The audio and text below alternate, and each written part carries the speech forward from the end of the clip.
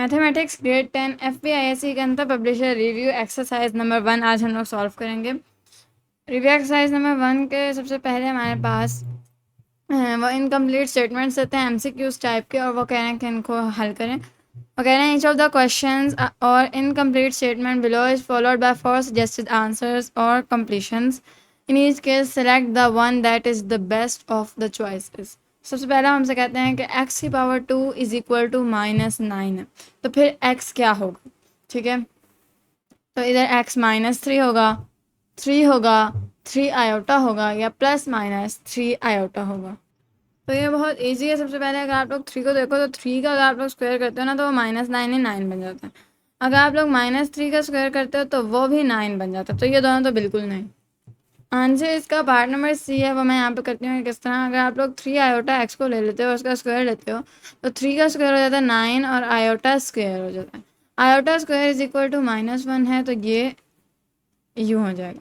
तो that is why 3 iota C आपका correct option. अब हमसे कहना है the real part of complex number z is equal to 7 iota is. देखो जी अगर एक कॉम्प्लेक्स नंबर है ना और उसके आगे 7 आयोटा लिखा हो तो ये रियल पार्ट नहीं है, गलती है, ये इमेजरी पार्ट है। ठीक है, तो असल में यूँ था ऐसे, और रियल पार्ट आप लोगों के पास 0 है, तो ए आप लोगों का करेक्ट ऑप्शन है। उसके बाद अगला वो हमसे कहते हैं the imagery part of complex number z is equal to 8 + 10 iota क्या है। तो इमेजरी पार्ट ये वाला होता है, तो आप लोगों के पास 10 इसका करेक्ट आंसर है। आगे हम हमसे कहते हैं the additive inverse of 3 + 1/2 iota is. Additive inverse वो नंबर है कि जिसको अगर आपने इसके साथ ऐड किया तो आपके पास आंसर 0 आएगा। तो इसका सिंपली एडिटिव इनवर्स ही है, इसके अंदर दोनों के साइन माइनस माइनस हो गए हैं। जब आप इसको ऐड करोगे तो आंसर आप लोगों के पास 0 आएगा। फिर हम जो कहते हैं ना multiplicative identity of a complex number is. Multiplicative identity वो नंबर है कि जिसको अगर आपने ओरिजिनल नंबर के अंदर मल्टीप्लाई किया तो आप लोगों के पास आंसर वही ओरिजिनल नंबर दोबारा से आएगा। लाइक अगर ये एक ओरिजिनल नंबर है, इसके अंदर अगर आप लोगों ने मल्टीप्लिकेटिव आइडेंटिटी को मल्टीप्लाई किया तो वही नंबर, सॉरी मल्टीप्लाई का साइन होना है, अगर आपने इसके अंदर, तो वही नंबर दोबारा आएगा। तो ऑफ अ कॉम्प्लेक्स नंबर का हमेशा से जो मल्टीप्लिकेटिव आइडेंटिटी होता है वो होता है 1 + 0 आयोटा, और सिंपली 1, क्योंकि 0 आयोटा के साथ मल्टीप्लाई होगा तो 0 हो जाएगा। तो इसका मल्टीप्लिकेटिव आइडेंटिटी हमेशा 1 होता है। ये होता है कॉम्प्लेक्स नंबर का multiplicative identity, and multiplicative identity of a real number 1 होता है। इसी तरह additive identity of a complex number 0 + 0 iota या फिर 0 होता है, और additive identity of a real number 0 होता है। अगला सवाल वो हमसे कहते हैं कि इसको सॉल्व करके आप लोगों के पास आंसर क्या आएगा। तो इसको अगर हम लोग सॉल्व करना शुरू करें तो हम ऊपर -1 को अलग कर लेते हैं एंड 1 2 5 0 को अलग कर लेते हैं, डिवाइडेड बाय √2। यहाँ पे आप लोग अब इसे दो टुकड़ों में डिवाइड कर सकते हैं, √-1 एंड √1 2 5 0 डिवाइडेड बाय √2। ठीक है, अब √-1 इज इक्वल टू आयोटा होता है, इस पूरे की जगह आप लोग लिख सकते हैं आयोटा डिवाइड बाय √2। इसको अगर आप लोग सॉल्व करो तो इसका आंसर आता है ये, और √2 अंडर रूट से कैंसिल आउट हो जाएगा, तो आंसर आप लोगों के पास ये आ जाएगा। अगले सवाल में हमसे कहता है कि आयोटा की पावर है 10, इसको हम लोगों ने सॉल्व करना है। तो हम लोग इसे आयोटा स्क्वायर की पावर में तोड़ेंगे इस तरह, एंड देन अब iota square is equal to -1 होता और -1 की पावर 5। अगर ये आप लोगों के पास ऊपर इवन नंबर होता तो ये पॉजिटिव में इसका आंसर आता, बट यहाँ पे आप लोगों के पास ऑड नंबर है तो आप लोगों का आंसर -1 आ जाए। अगला सवाल हमसे कहते हैं कॉन्जुगेट ऑफ 7 + 4 आयोटा इज। तो कॉन्जुगेट के अंदर आप लोगों ने सिर्फ इमेजरी पार्ट का साइन चेंज करना होता है, तो this one is your answer. Next part की तरफ चलते हैं। If we replace iota by minus iota in z is equal to x plus iota y, then another complex number obtained is known as. तो इसे हम लोग complex conjugate कहते हैं। जब भी आप लोग इमेजरी पार्ट का साइन चेंज करते हैं, अगर यहाँ पे आप लोगों ने माइनस आयोटा लगा दिया तो इमेजरी पार्ट का साइन चेंज हो जाएगा, and that would be complex conjugate of z। उसके बाद अगला पार्ट हमसे कहते हैं if z1 is equal to 3 plus iota and z2 is equal to 1 plus 4 iota then are z1 minus z2 is equal to. तो यानी असल में हमने इन दोनों कॉम्प्लेक्स नंबर्स को सब्ट्रैक्ट करना है। पहले z1 रखना है देन z2 रखना है।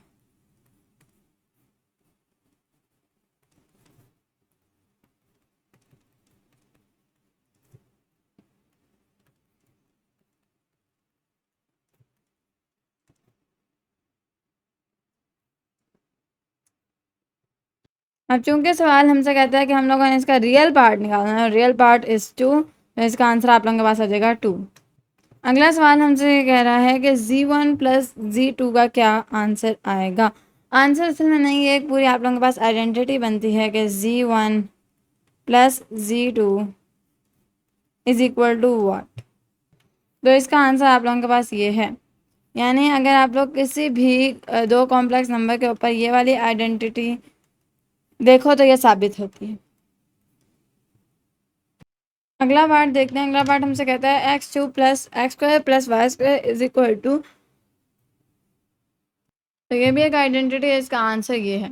अगर आप लोग इसको खोलो, मैं यहाँ पे खोल के दिखा देती हूँ, तो इसका आंसर यही आ जाएगा। इसे खोलते हैं x2 minus X Y iota plus X Y iota minus Y square iota square. ये और ये कट जाएगा, आयोटा स्क्वायर की जगह माइनस लगाएंगे तो ये प्लस हो जाएगा एंड आपके पास फाइनली ये आंसर आ जाएगा। तो ये वाली आइडेंटिटी ए पार्ट इसका ठीक पार्ट है। अगला पार्ट कहता है इफ जी स्क्वायर होल का ये जो हमारे पास एब्सोल्यूट बार्स होती हैं plus 1 is equal to z square minus 1 full का absolute bars then z lies on. अब यहाँ पे हम इसे टेस्ट करें हैं क्या आया ये रियल एक्सिस पे है या इमेजिनरी एक्सिस पे। तो हम लोग पहले एस जी की जगह एक रियल नंबर पुट करेंगे देन एक इमेजिनरी नंबर पुट करेंगे, देखेंगे किस फॉर्म में ये दोनों इक्वल हो जाते हैं दोनों साइड्स। तो पहले हम लोग जी की जगह 1 पुट करते हैं, यानी एक रियल नंबर पुट करते हैं।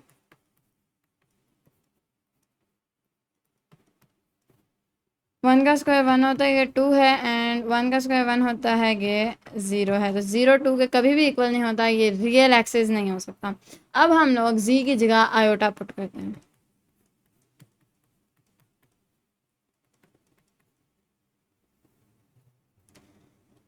इस जगह 1 ही रखेंगे क्योंकि पहले भी जगह 1 था, जी इधर था इधर था, तो आयोटा स्क्वायर इधर रख दिया। -1 +1 -1 -1। इन एब्सोल्यूट बार्स को बिल्कुल नहीं भूलना। एब्सोल्यूट बार्स का मतलब है कि जो भी आंसर आएगा उसे हम लोग पॉजिटिव में कन्वर्ट कर देंगे। अब ये नेगेटिव में था तो इसे हम लोगों ने पॉजिटिव में कन्वर्ट किया, और ये भी नेगेटिव में था तो इसे भी हम लोगों ने पॉजिटिव में कन्वर्ट किया। दोनों इक्वल आ गए, इसका मतलब है कि ये इमेजिनरी एक्सिस के ऊपर एग्जिस्ट करते हैं। अगला सवाल हमसे कहते हैं conjugate of a complex number sine x minus iota cos 2x is. तो आप लोगों ने सिर्फ इमेजिनरी पार्ट जिसके साथ आयोटा उसका साइन चेंज करना, तो यू गॉट दिस आंसर। हम लोग पहला क्वेश्चन सॉल्व करेंगे। अभी तक हम लोग एमसीक्यू सॉल्व करे थे। Why is the imaginary unit iota defined as the square root of -1 and how does this help in solving equations that have no real solutions. तो इस सवाल के जवाब में मैं सिर्फ इतना कहूँगी कि आयोटा जो एक न्यू नंबर ईजाद किया है साइंटिस्ट ने, कि एक कॉम्प्लेक्स या इमेजिनरी नंबर है। और ये इमेजिनरी नंबर इसलिए है क्योंकि कभी भी किसी भी आप लोगों के पास नंबर का, आप लोगों के पास जो स्क्वायर होता है वो -1 नहीं होता किसी भी रियल नंबर का। एक्स का स्क्वायर कभी भी -1 नहीं हो सकता, या फिर दूसरे लफ्ज़ों में एक्स कभी भी अंडर रूट ऑफ -1 नहीं हो सकता। तो ये एक इमेजिनरी पार्ट दरियाफ्त किया गया ताकि इस तरह की इक्वेशन सॉल्व की जा सकें इनका कोई रियल सोल्यूशन नहीं है। किसी भी एक्स की वैल्यू का स्क्वायर कभी भी -1 नहीं होता इन रियलिटी। ये सिर्फ एक इमेजिनरी नंबर है, ठीक है। और ये दरियाफ्त इसलिए किया गया था ताकि इस तरह की इक्वेशन सॉल्व की जा सके। जैसे हमारे पास एक इक्वेशन हम लोग ले लेते हैं x + 1 is equal to 0, X square + 1 is equal to 0। इसको अगर हम लोग सॉल्व करें तो there is no real solution for this, but हम लोगों ने इसको आयोटा के इक्वल कर दिया तो हम लोग कहेंगे x is equal to iota. Question number 2 की तरफ चलते हैं। सेकंड की भी बात तो वो यही पूछे और इसका भी आंसर उसी तरह का आप लोग देंगे। थर्ड क्वेश्चन की तरफ चलते हैं जो असल में इनका हम लोगों ने सोल्यूशन करना है। Create a complex number whose real part is 3 ठीक है। कॉम्प्लेक्स नंबर के अंदर यहाँ पे रियल पार्ट आता है, यहाँ पे इमेजरी पार्ट आता है, एंड देन आगे आयोटा लिखते हो। ठीक है, मैंने बस रिप्रेजेंटेशन दिया। तो रियल पार्ट 3 होना चाहिए, इमेजरी पार्ट आप लोगों के पास -4 होना चाहिए, और वो कह रहे हैं इसका मॉड्यूलस क्या होगा। तो मॉड्यूलस असल में डिस्टेंस फ्रॉम ओरिजिन है, ये मॉड्यूलस का साइन है, और इसका फॉर्मूला ये। अगर आप लोग ए रियल पार्ट ले लो और बी इमेजरी पार्ट ले लो, and this would be like this. ठीक है, और इसको आप लोग सॉल्व करोगे, आप लोगों के पास आंसर आ जाएगा modulus of this complex number. Question number 4। Question number 4 कहता है form a complex number z where the real part is half of the imaginary part and the modulus of z is 5। थोड़ा सा tricky है but we will find it. देखो 5 किसका modulus हो सकता है, इस तरह का हम लोगों ने ढूंढना जहाँ पे ये हाफ हो एंड जो आप लोगों के पास इमेजिनरी पार्ट है वो 1 हो, लाइक दिस। यानी ये इसका हमेशा हाफ आना चाहिए, हाफ ऑफ दिस। तो ये आप लोग किस तरह निकालोगे, आप लोग सपोज करो ये एक्स है और ये उसका हाफ है, तो ये फिर अब आप लोग इस तरह लिखोगे, एंड देन हम लोग मॉड्यूलस के फॉर्मूला के अंदर इसे प्लग इन करने लगे। मॉड्यूलस हम लोग 5 पुट करेंगे क्योंकि हमें पता है, एंड देन इसका फॉर्मूला होता है, उसके अंदर आप लोग ये पुट कर दो एंड निकालो आंसर। तो यहाँ पे हम लोग कंप्लीट द फॉर्मूला वाला रूल लगाते हैं, हम लोग फॉर्मूला कंप्लीट करते हैं। A square plus b square plus 2ab minus 2ab, and इस होल को आप लोग अंडर रूट के नीचे लिखो, यहाँ पे आप लोग 5 लिखो, इसको आप लोग बंद कर दो।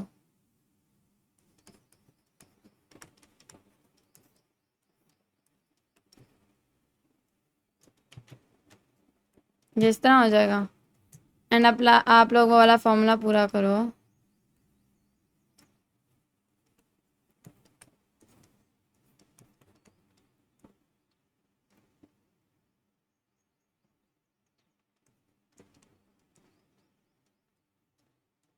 इन दोनों को कट करो, इन दोनों को ऐड करके 2x बनाओ। ये भी सब कुछ अंडर रूट के नीचे ही जा रहा है। ठीक है, पहले आप लोगों ने ये वाला फॉर्मूला बंद किया था, ये a plus B whole square वाला फॉर्मूला बन गया, देन आप लोग ये वाला फॉर्मूला लगा रहे थे।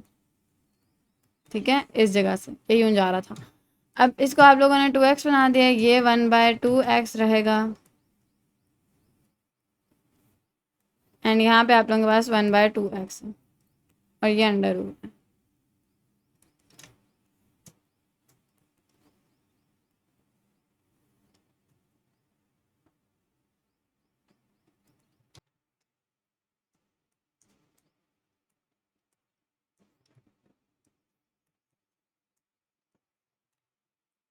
इन दोनों को मल्टीप्लाई कर देंगे,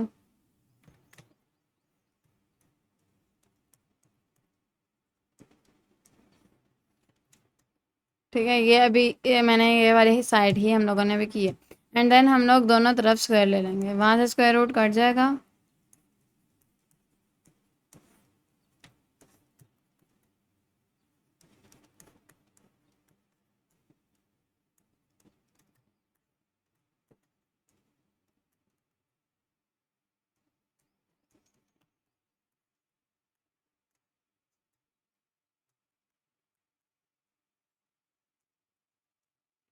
तो फाइनली x आप लोगों के पास आ चुका है 2।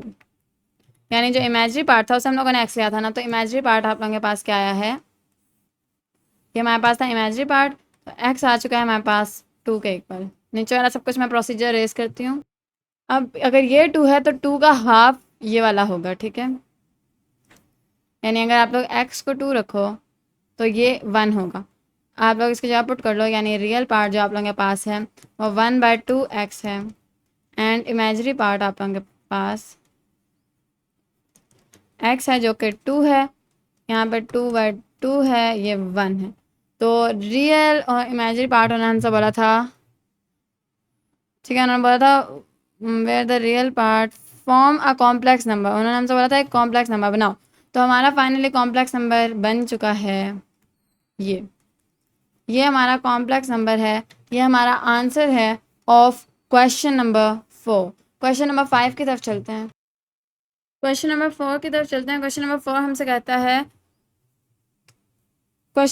हमसे कहता है form a complex number z where the real part is half of the imaginary part, यानी real part is equal to 2 imaginary part, यानी a प्लस 2a हमारे पास कॉम्प्लेक्स नंबर बनने लगा है 2a आयोटा। ठीक है, इमेजरी पार्ट डबल है of real part, या रियल पार्ट हाफ है ऑफ इमेजरी पार्ट, और वो हमसे कहने का जो इसका मॉड्यूलस है ना वो हमारे पास 5।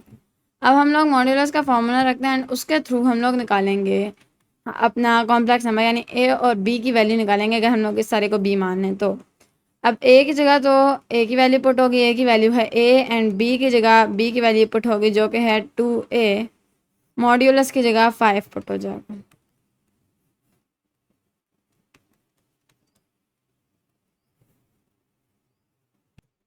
अब यहाँ पे आप लोगों के पास आ जाएगा 5a² इस तरह।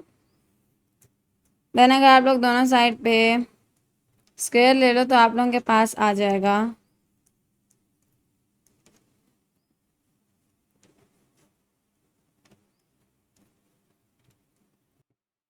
तो √5 वैल्यू है आप लोगों के पास a की, एंड b की वैल्यू निकलेगी 2√5।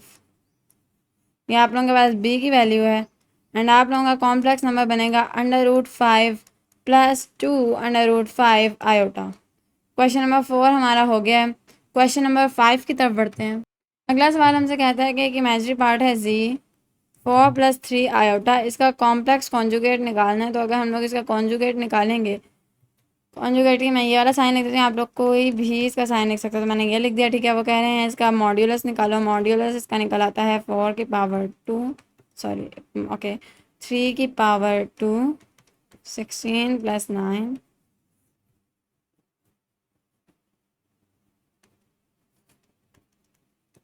ये हमारे पास मॉड्यूलस निकल है। वो कह रहे हैं इन दोनों का complex conjugate and the modulus of both z, and ये अब z का मॉड्यूलस है, वो कह रहे हैं उसके कॉन्जुगेट का मॉड्यूलस निकाल दो।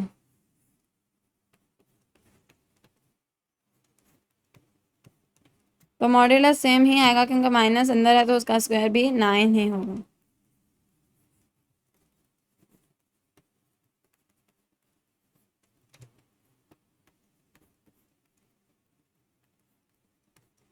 ठीक है, चारों चीज़ें उन्होंने हमसे बोली थी कि सॉरी उन्होंने हमसे ये पहली चीज़ बोली थी निकालने को, दूसरी चीज़ बोली थी एंड देन ये तीसरी चीज़ बोली थी। तीनों चीज़ें निकाल दी हैं। क्वेश्चन नंबर 6 की तरफ चलते हैं। तो कह रहे हैं एक्सप्लेन करो कि एक कॉम्प्लेक्स नंबर का मॉड्यूलस हमेशा एक नॉन नेगेटिव वैल्यू क्यों होती है।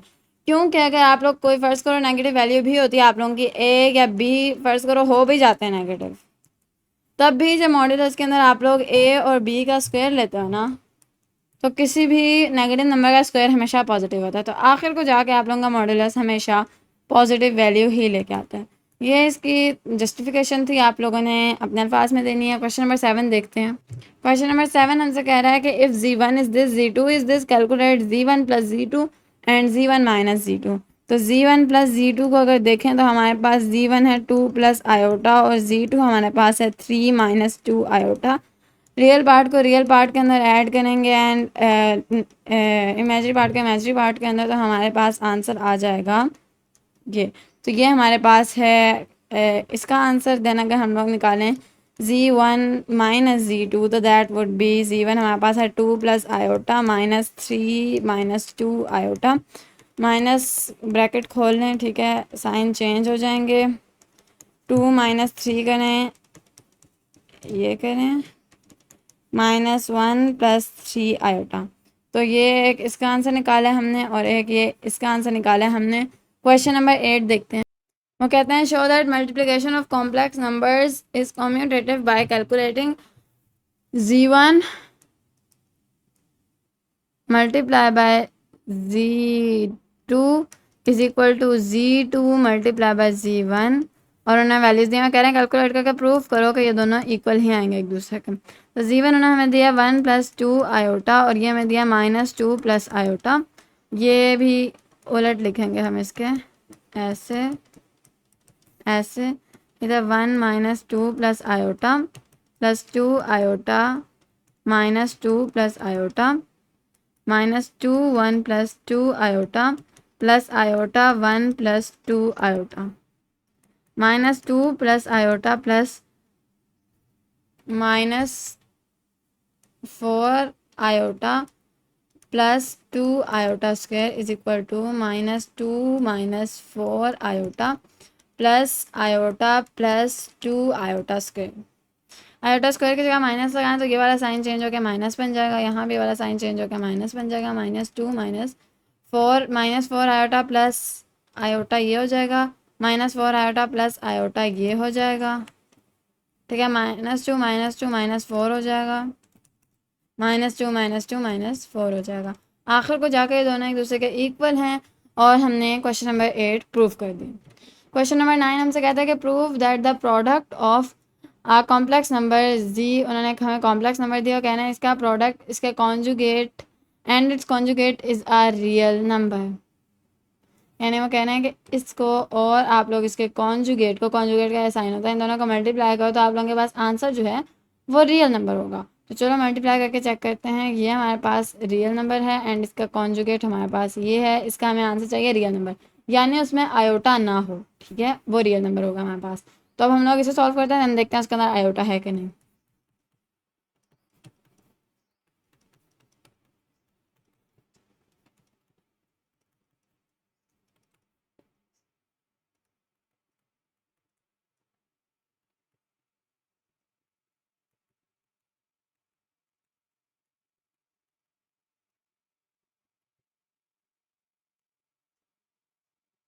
आंसर हमारे पास 10 आ गया, उसके अंदर कुछ आयोटा नहीं है, इसका मतलब ये रियल नंबर ही है और हमारे पास क्वेश्चन नंबर 9 प्रूव हो चुका है। क्वेश्चन नंबर 10 हमसे कहता है कि if z is this calculate के ये दोनों ये इसका कॉन्जुगेट है जी है, वो कह रहे हैं एंड इंटरप्रेट द रिजल्ट। आप लोगों ने इंटरप्रेट करना है कि आया वो रियल नंबर है या फिर कॉम्प्लेक्स नंबर है। तो हमें पता है जब भी हम लोग किसी कॉम्प्लेक्स नंबर को उसके कॉन्जुगेट से मल्टीप्लाई करें तो आंसर हमेशा हमारे पास रियल नंबर आता है। तो यही इसकी इंटरप्रिटेशन होगी कि रियल नंबर, बट हम लोग इसे कैलकुलेट कर लेते हैं। तो z multiply by z conjugate हमारे पास आ जाएगा 2 माइनस 5 आयोटा 2 प्लस 5 आयोटा, 2 को बाहर रखें,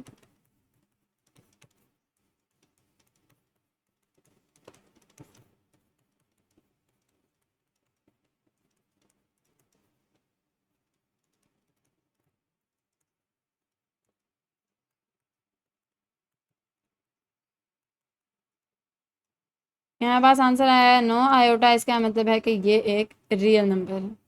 क्वेश्चन नंबर 12 हमसे कहता है plot the complex number on an Argand diagram and then plot it conjugate, describe what you observe. तो सबसे पहले हम लोग ये समझ लेंगे what is an Argand diagram.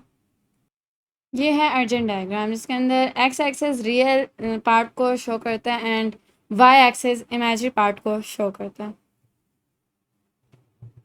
अब उन्होंने हमें जो जी दिया है, यानी जो हमें उन्होंने कॉम्प्लेक्स नंबर दिया कि हम लोग उसे प्लॉट का वो ये है, एंड जो हमें उन्होंने इसका कॉन्जुगेट भी प्लॉट करने को कहा है वो ये है। कॉन्जुगेट हम लोगों ने खुद ही निकाला है, हम लोग इन दोनों को प्लॉट करते हैं। प्लॉट करने का तरीका क्या है कि जो इसका रियल पार्ट है ना उधर जाएं एंड देन इसके इमेजिनरी पार्ट की तरफ जाएं एंड सम वट हियर इसका वाला पॉइंट है, देन ये जो वेक्टर है ना ये शो करेगा आप लोगों के जी को। एंड मैंने आप लोगों को कुछ देर पहले बताया था कि मॉड्यूलस जो होता है वो ओरिजिन से डिस्टेंस बताता है, तो यहाँ से लेके जो यहाँ तक का डिस्टेंस है that would be shown by the modulus. ठीक है, अब अगर हम लोग देखें कि इसका जो कॉन्जुगेट है वो कहाँ लाई करेगा, तो 2 और -3 समवट हियर।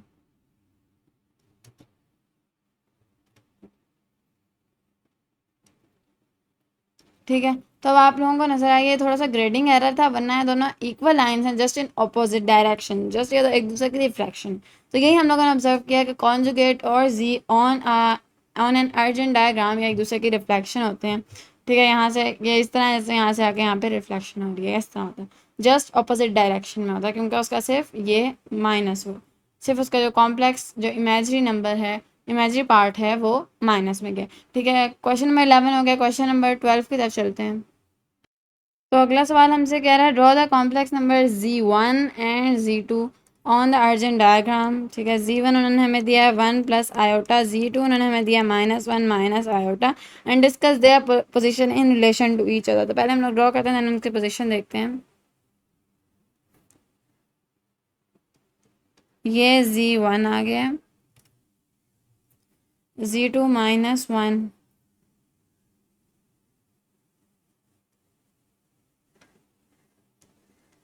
तो ये बिल्कुल एक दूसरे के ऑपोजिट हैं। ये एक लाइन बना रहे हैं, ये आप लोगों के पास पॉजिटिव पॉजिटिव यानी फर्स्ट क्वाड्रेंट में, एंड ये आप लोगों के पास नेगेटिव नेगेटिव यानी थर्ड क्वाड्रेंट में, बिल्कुल एक दूसरे के ऑपोजिट ये दोनों जा रहे हैं, ठीक है।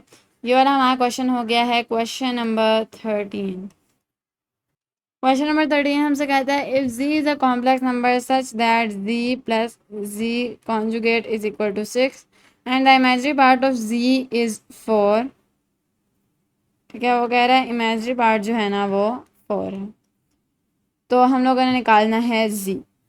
अब देखो अगर इमेजिनरी पार्ट ऑफ z 4 है ना, तो imaginary part of z conjugate -4 होने जा रहा है। तो हम लोग यहाँ पे पुट करते हैं कि ये रियल पार्ट है प्लस इमेजिनरी पार्ट 4 है आयोटा, प्लस ये रियल पार्ट, ये दोनों सेम ही होने जा रहे हैं, ठीक है। -4 आयोटा इज इक्वल टू 6।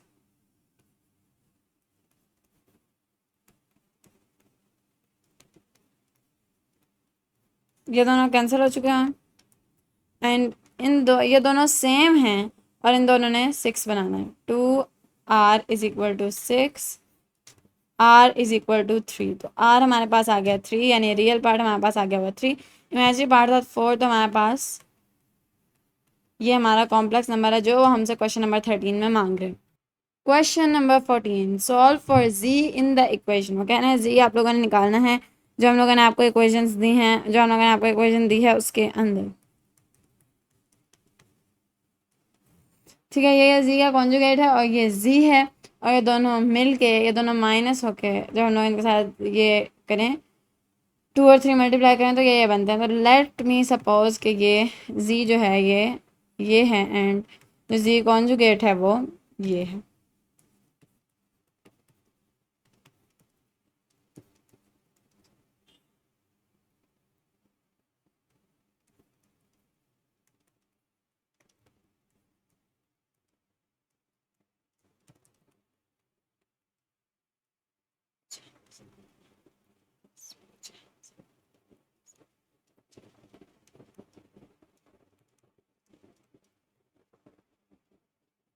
ठीक है, 5b इज इक्वल टू 6